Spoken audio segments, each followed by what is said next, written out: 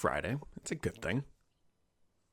I this is I may write about this, but I had a how do you let's see, how do I say this? Midlife crisis. Yeah, I'm sorry.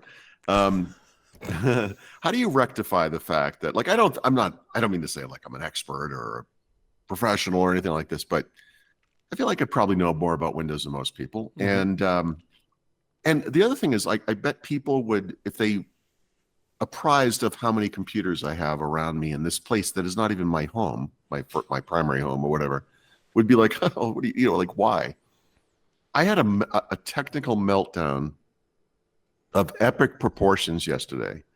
And one of the things that I do that no one would understand, and even the guy I do this with at Twit would not understand, although I try to explain it, is every 3 weeks or 2 weeks or whatever, I record some number of episodes of that Hands-on Windows podcast, which is very different from the other shows that I do because it's mostly like a screen recording. So I have something locally that I do. You have to set, use OBS. You know what that's like. You have to set that thing up. I've got really good at it. Yeah. Whatever the quality, whatever. But every once in a while, well, I should say not every once in a while. Every single set of those recordings, that day is gone for me. I spend the whole day making sure everything's configured correctly. I got all the stuff I need. I don't use this script, but I take notes, just the bullet points. I want to hit on these points, right? So there has to be two screens because I'm recording one and I have other stuff over here. The guy, Benito from Twit, who's just a great, great guy, is recording me on Zoom. We talk between episodes. We make sure everything's lined up and blah, blah, blah, whatever. And my wife knows this because I stress over this. I stress over it. So every once in a while, I'll do like a special kind of a thing, like something different. And I wanted to do an episode about this like folding computer thing, the Lenovo X1 Fold, right? The 16-inch thing. And I thought, you know what? The way to do this right is somehow I got to get a webcam like way over there, and I can put it in front of me. I spent all day on this, dude. And the way I decided to do it was with my phone, a Pixel phone. You can connect it with the USB cable to the computer. It becomes a webcam. It's super high quality. So I have like 3 cameras going between the webcam I'm using here, the webcam and the laptop. I got my phone over here. I recorded something in Zoom to make sure it worked. It was all there. And I was like, I'm going to flip, like you do this stuff. You flip between this, I don't do this. I spent all day on this. As soon as we connected, nothing worked. It was so bad. Zoom was crashing.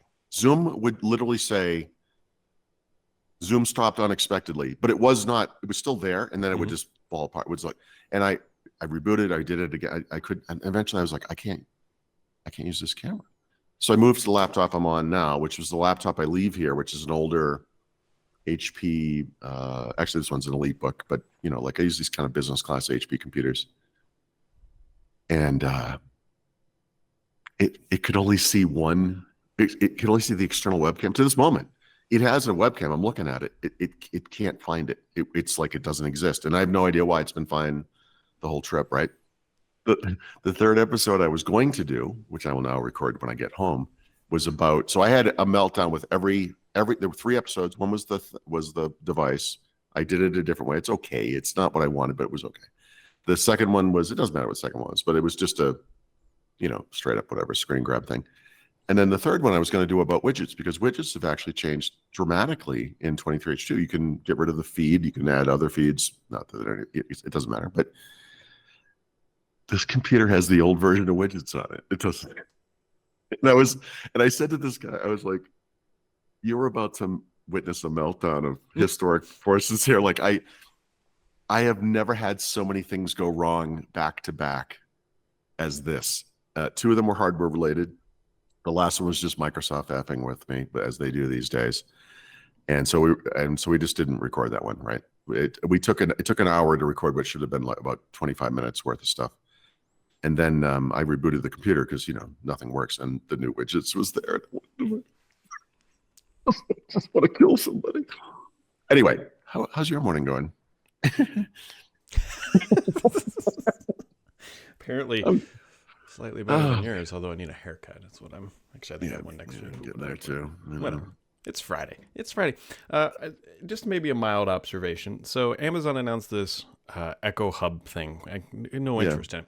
But we know the guy who's now running it, right? Panos. And Well, I mean, obviously this kind of came from before him, but yes. I mean, but fair like he enough. put out like a tweet and a message about like announcing this thing, and I didn't respond. I was like blink twice if you're all right. Like it just felt painful. I mean, So for the next month, probably given the length of this document, I'm going to be referencing the Steven Sinofsky book because I can't. It's just I'm obsessed by it, and my wife now thinks I have Tourette's because I yell out loud so much. Because I'm like, are you kidding me? Like this guy's out of his. Anyway, here's a little factoid for you that you may or may not have. Actually, you may know this anyway, I know from going to it was a Surface event in New York late in the game where. What's that actor? Bradley Cooper was there. And also Panos Panay's brother, who's some kind of a filmmaker, yes, yep. right? Do you know? You would know. If anyone knows this, it would be you, but I bet a lot of people don't know this. Those they were trying to find, they wanted to go to market with Surface with something kind of iconic and, whatever. Did you know that Panos's brother was the guy they hired to make those first commercials, the click-in commercial and No, I did not. right? This is in that book. And it's thrown out there like graft is just normal. We're Wow. just going to No, I did hire not know this guy. that. We're going to hire within the family, not the most qualified person, but the guy who's related to the guy. I mean, yikes. So, Did not know that. yep. Yeah, I know there's a lot of little things like that. That's why, it's one of those things like you'll want to rake your eyes with forks, but you kind of still have to read it. Like if you're, I don't know. It's been a real tough one for me. Well, at least they can contribute all the success of Surface RT to those commercials. Panos, not Panos. He has a story. It's the story that opens the last section of the book, which is the final year, the Windows 8 / Surface years, where he has gone into Bill Gates's office and explained to Bill that this is the single greatest thing that Microsoft has ever made. And he's talking about Surface RT. Yep. There's some good stuff there. Like kickstand, smart. I miss kickstands, but I don't have them on tablets. The Surface, I'm not like dogging on Surface, but I mean, it was No, just I know. But Well, but history is history. I mean, right. It doesn't matter what we think of. I love Surface. I think Surface is great. I also don't think they should have ever done Surface because yikes, I get why they did it, and I still understand why they're doing it. But I think we all understand at this point, at least in the life cycle, it's never going to be massive. It's always just going to be what it is. I think it's dead man walking. I think that's the problem with it. The problem with it now is like, when do you get rid of it? Not if. Like it hasn't left a dent in the universe, I guess. To use. I mean, their the peripherals phrase are Steve going Jobs so liked. well. That's not like they're going to get rid of. Oh. So I actually had a cricket just tap me on the shoulder and ask me if he could come in and replace me for now. So then realistically, we can identify peak Surface. I already know when it is. Peak Surface. Yeah. Well, Surface Pro 3? No. Do that? Peak- Well, I would. Okay. What? Peak Surface was the event where they announced the Neo, the Duo, they announced the Oh. earbuds, they announced all that stuff. They had so much energy of like, look at all this great stuff we're going to be doing. And of all this great stuff we're going to be doing, how much of it still is alive? Hey, let me Just ask the you a question Surface about Pro? that now. So now that you put this idea in my head,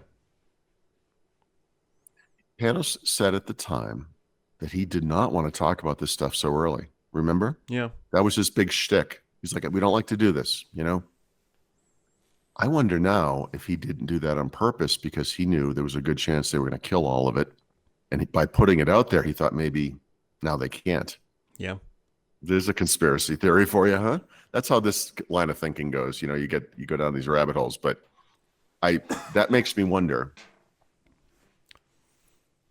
Yeah. Well, I would look. I'll just say the Surface Pro 3. The reason I said that was the 3x2 screen, right? The big issue with the previous ones was the widescreen. It was just wrong form factor. If the iPad has taught us anything, and it has a few things, I guess, you need kind of a square form factor, right? And 3x2, 4x3, whatever. But that thing makes sense. That's the right form factor for a productivity tablet. Yeah. It just is, right? I mean, 1610, I would say, for like a normal laptop or whatever. Mm-hmm. It is weird to me, external displays like the one I'm using here and I use at home, they're still pretty much 16 by 9. Those things they've never adjusted like the rest of the planet has. It's kind of interesting. Maybe they're too low volume. The first time Surface, I'm pretty sure Surface Pro 3 is the one where that had the Windows icon on the right side of it. Windows. Oh, I don't remember that. There was instead of the Surface icon, you mean? Like they got rid it of was like a Windows button that you could press and the Charms bar thing would like pop open. I think let me make sure. Let me make sure I'm thinking of the Surface on the side. I see what you're saying. Yeah. I don't remember that. I'm sorry. Pro I don't know. 3. I'm pretty sure. In other words, the orientation was landscape, so they put it on the side where your finger would be because that's where the charms were that would come in. Yes. Yeah. Yes. That makes some sense. Yeah. Okay. So the first time Frank Shaw, for who people who don't know, Frank Shaw is like the global communications guy, ever talked to me. Literally ever talked to me at this point. Because I mean, you got to remember, this is what, 2013, 14, something like that, somewhere around there. Yeah. Never really talked to me directly. So they have this event on stage and they're like, we put all this detail work into here. Like, it's really the essence of Windows and everything. This is him. He's succumbing to the Panos, talking. Right. So they get on stage and I ended up writing something. It's on Neowin at somewhere.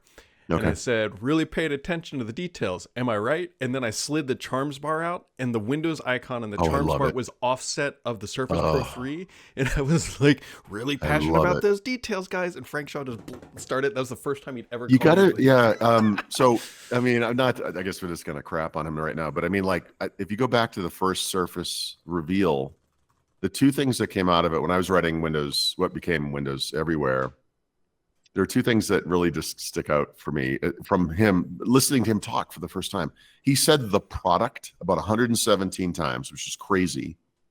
And then he said, he kept referring, everything was like, it's perfect. The bevel in it, perfect. The angle of it, perfect. Found it. Yeah. No, that's beautiful. This is why you have a job right now, I would say right here. This is your claim to fame. The fact that I can find I wrote it, but granted, this was in 2014.